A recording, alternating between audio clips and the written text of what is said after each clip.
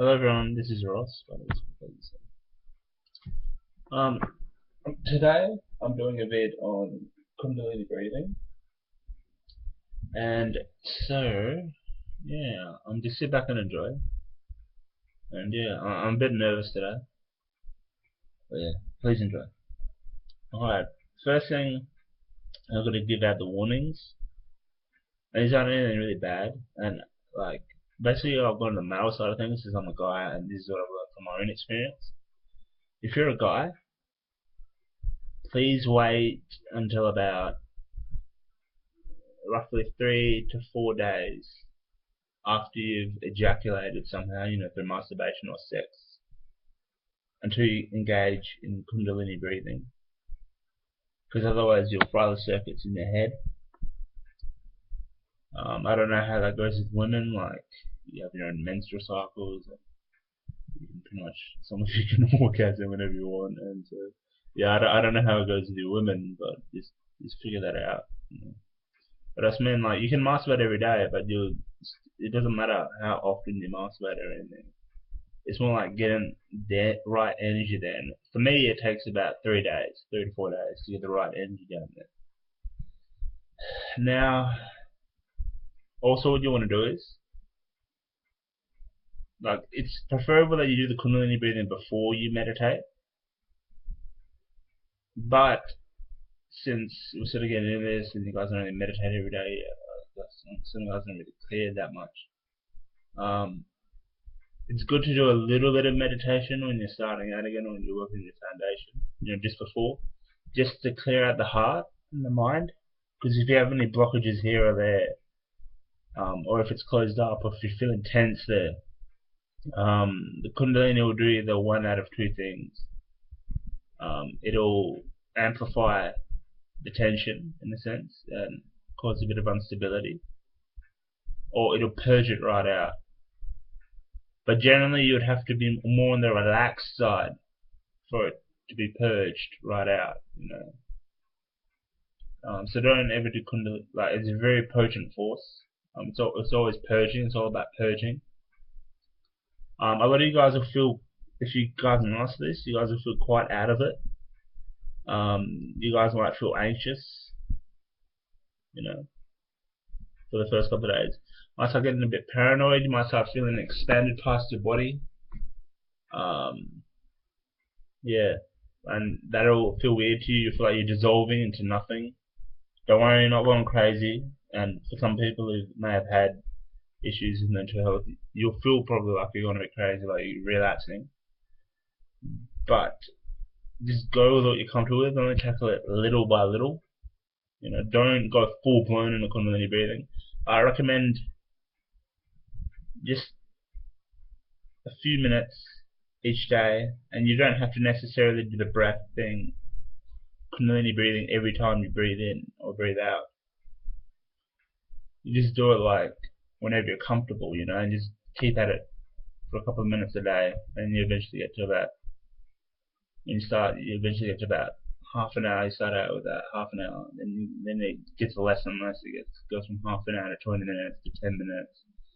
And now when I do it, when I do it properly, it only takes me about, well, I can do it within 2 breaths. I can do it properly. I can awaken my completely if I've prepared right.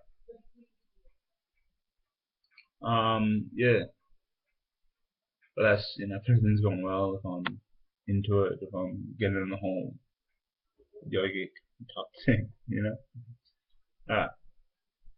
But it's preferred that you do this before meditation, so you can purge out more when you meditate. Now, a couple of people have posted vids online, but I haven't seen this, I haven't seen anything similar to what I do. I was taught this as a young kid. It was literally shown to me in visions. It was in, what started off these visions was watching Dragon Ball Z when they learned to fly in the second series.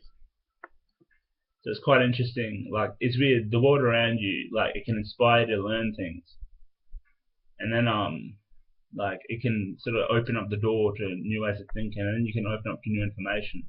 Like lately, I've been going through a little bit of a rough patch, and through a rough patch, I found a lot of light. I found a lot of knowledge. So the world around you literally uses everything around you to teach you things. And I could say that this is my guru who taught me like this as a kid, because I feel that that's the guiding voice that has taught me. But back then I thought it was God that was teaching me these things.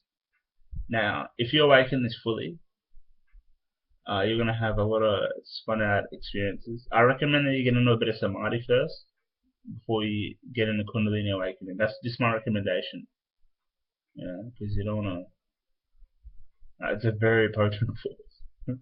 You're gonna be able to sense everything around you. You're gonna be able to fucking like see in the timelines constantly. Now that can attract a lot of you guys, but your thoughts might start moving at 1,000 rate per minute. So just fucking like, yeah, just try and get into samadhi first. So with samadhi, what makes it easy to go to samadhi? What I do is when I try to get into samadhi, I just awaken the kundalini, but I just get it up to my head. I don't really go, like I go a little bit out of my head, but I don't awaken it fully to where my crown fully opens up now. I did that as I was a kid for the kundalini awakening experience, but now with samadhi, I only do it just to sort of get the energy there, mainly there. I don't really awaken it fully. And then I meditate on the crown chakra as the energy is there. And it helps, because my main focus is there, and then I set it down there. Yeah. Kundalini is a very potent force. Don't mess with it. Don't rush it. Don't take turns to others or fry yourself out.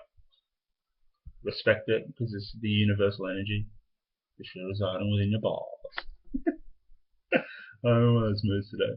Alright, so to the breathing. Alright. Catch you later. Now to the breathing.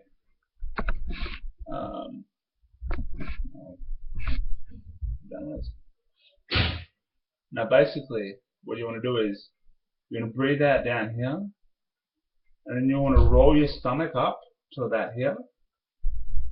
So breathe out, roll it up to about here.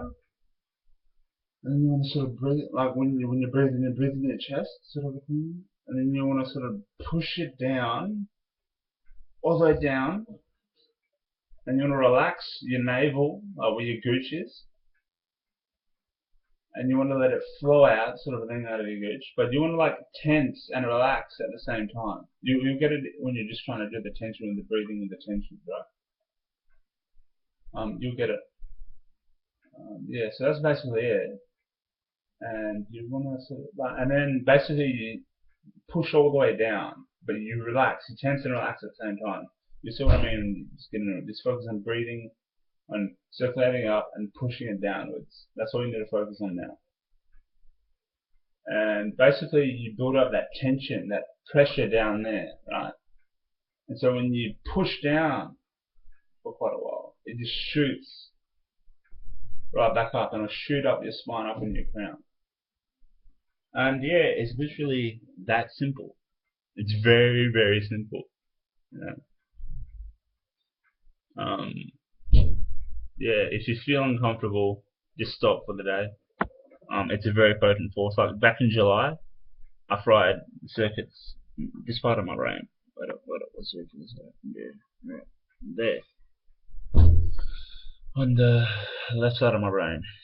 Energy just shot right out that side of the brain.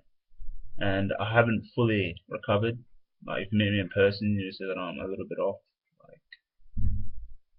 Like it's very potent. I'm recovering, but it's just taking its time.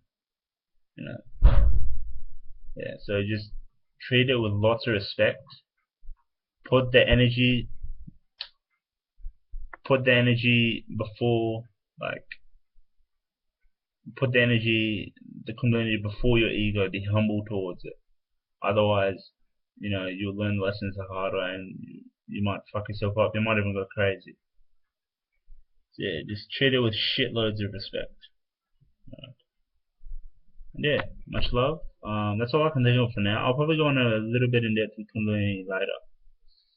Because it's very long. Yeah. Just enjoy yourself, and if I miss anything, I'll cover it again.